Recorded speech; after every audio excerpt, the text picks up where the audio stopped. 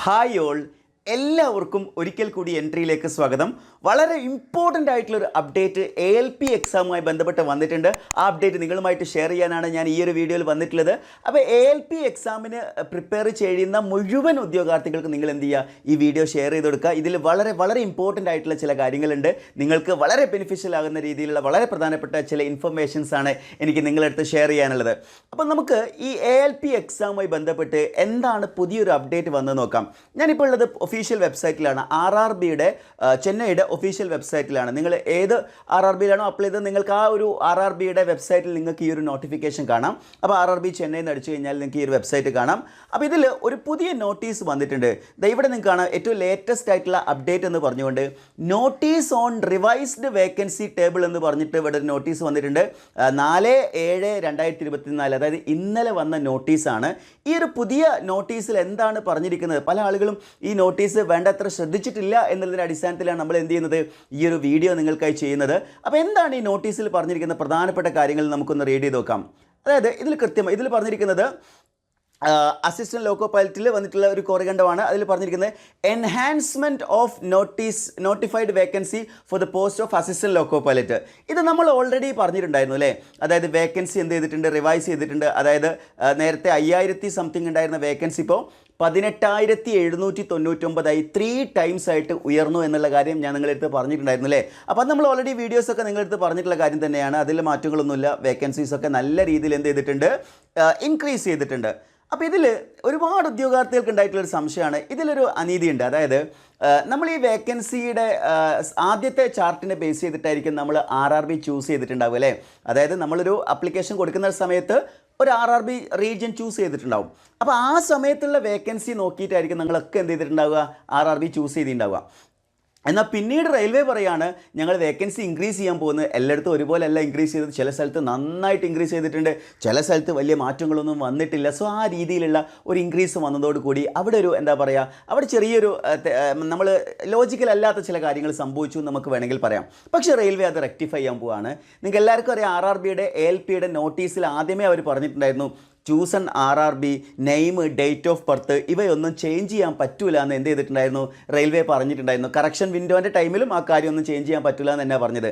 പക്ഷേ ഇപ്പോൾ റെയിൽവേ പറഞ്ഞിരിക്കുകയാണ്, അതാണ് ഇതിൽ ഏറ്റവും പ്രധാനപ്പെട്ട ഒരു നിങ്ങൾ നോട്ട് ചെയ്യേണ്ട ഒരു പ്രധാനപ്പെട്ട പോയിന്റ്. അതായത് ഇന്നത്തെ ഈ വീഡിയോൻ്റെ ഏറ്റവും പ്രൈം ആയിട്ടുള്ള പോയിന്റ് എന്ന് പറയുന്നത് ഈ ഒരു പോയിന്റാണ്, നിങ്ങൾ ഓർത്തിരിക്കേണ്ട പോയിന്റാണ്. അതായത് അവർ പറഞ്ഞിരിക്കുന്നത് candidates are advised to modify their option of chosen RRB. അതായത് നിങ്ങൾ ചൂസ് ചെയ്തിരിക്കുന്ന RRB ചേഞ്ച് ചെയ്യാനുള്ള ഒരു ഓപ്ഷൻ വന്നിരിക്കുന്നു. And preference of zone railways within opted RRB. അതെന്താ ഉദ്ദേശം വെച്ചാൽ, ഇപ്പോൾ നിങ്ങൾ ചില റീജിയൻസ് എടുക്കുമ്പോൾ, ഇപ്പോൾ മുംബൈ എടുക്കുന്ന സമയത്ത് തന്നെ അവിടെ 3 കാറ്റഗറി വരുന്നുണ്ട്.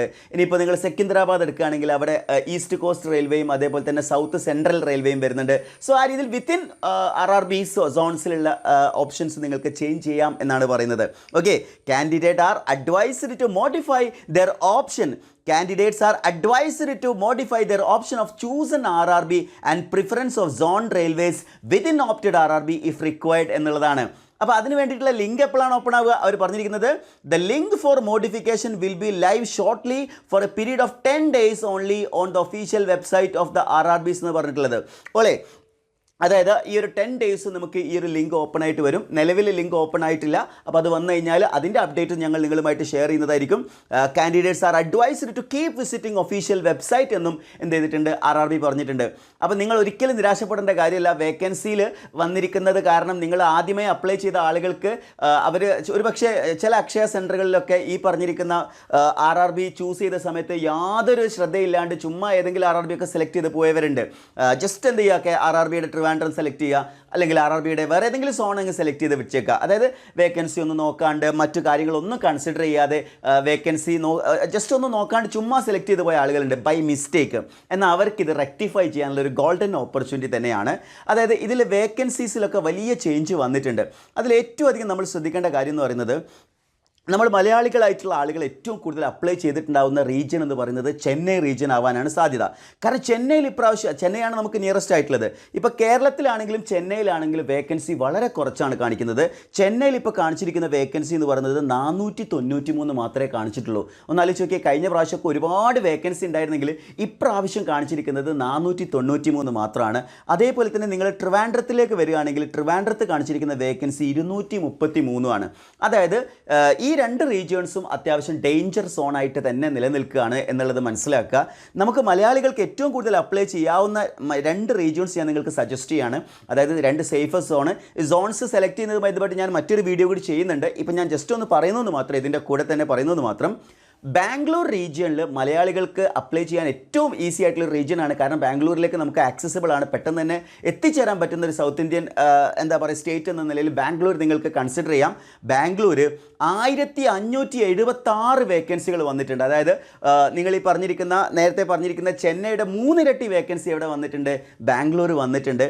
അതേപോലെ മലയാളികൾക്ക് അപ്ലൈ ചെയ്യാവുന്ന മറ്റൊരു പ്രധാനപ്പെട്ട റീജിയൻ എന്ന് പറയുന്നത് ഞാൻ നേരത്തെ പറഞ്ഞ സെക്കന്ദരാബാദാണ്. അവിടെ 1800 600 2500 വേക്കൻസീസ് അവിടെ വന്നിട്ടുണ്ട്, സെക്കന്ദരാബാദിൽ വന്നിട്ടുണ്ട്. അപ്പം ഈ രണ്ട് റീജിയണ് മലയാളികൾക്ക് ഏറ്റവും കൂടുതൽ അപ്ലൈ ചെയ്യാം.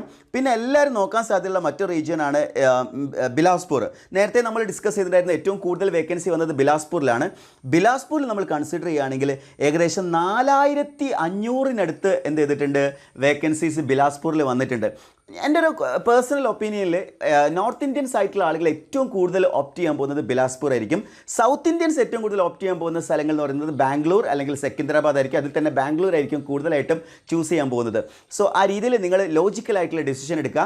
ഞാനിനി റീജിയൻ സെലക്ട് ചെയ്യുന്നതിൽ നിങ്ങൾക്ക് എന്തെങ്കിലും സംശയങ്ങൾ ഉണ്ടെങ്കിൽ ഞാനൊരു വീഡിയോ കൂടി ചെയ്യുന്നുണ്ട്. നിങ്ങൾ ആ ഒരു വീഡിയോ റിക്വയർമെൻറ്റ് ഉണ്ടെങ്കിൽ നിങ്ങൾ വീഡിയോൻ്റെ താഴെ കമൻറ്റ് ചെയ്യുക. എങ്ങനെയാണ് സേഫർ സോൺ സെലക്ട് ചെയ്യുക എന്നുള്ളത് ഓൾറെഡി ഞാനൊരു വീഡിയോ ചെയ്തിട്ടുണ്ട്.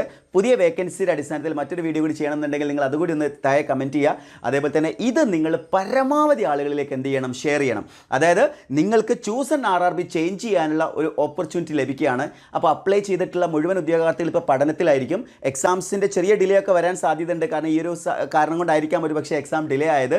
സോ നിങ്ങൾ ALP എക്സാമിന് അപ്ലൈ ചെയ്ത മുഴുവൻ ഉദ്യോഗാർത്ഥികൾക്കും ഈ വീഡിയോ ഷെയർ ചെയ്ത് കൊടുക്കണം. ഇതിൻ്റെ ഒരു ഹംബിൾ റിക്വസ്റ്റ് ആണ്. നിങ്ങൾ മാക്സിമം ALP എക്സാം അറ്റൻഡ് ചെയ്യുന്ന മുഴുവൻ ആളുകളിലേക്കും ഈ വീഡിയോ എത്തിക്കണം. ആരും ഇത് അറിയാതെ പോകരുത്. അവർക്ക് RRBയുടെ ചൂസ് ആൻ RRB ചേഞ്ച് ചെയ്യാനുള്ള ഓപ്ഷൻ ഉണ്ട്. അതേപോലെ RRBയുടെ ALP എക്സാം ഇനിയും പഠിച്ചു തുടങ്ങാത്ത ആളുകളുണ്ടെങ്കിൽ നിങ്ങൾക്ക് കൃത്യമായിട്ടുള്ള ഗൈഡൻസോട് കൂടി ഏറ്റവും മികച്ച ക്ലാസ് പ്രൊവൈഡ് ചെയ്യാൻ എൻട്രി തയ്യാറാണ്. സോ ഈ എൻട്രിയുടെ സ്പെഷ്യൽ ആയിട്ടുള്ള ALP ബാച്ചിൽ ജോയിൻ ചെയ്യാൻ താല്പര്യമുള്ള ആളുകൾ എന്ത് ചെയ്യുക? താഴെ കൊടുത്തിരിക്കുന്ന ഗൂഗിൾ ഫോം ഫിൽ ചെയ്യുക. So that's all for today. Thank you.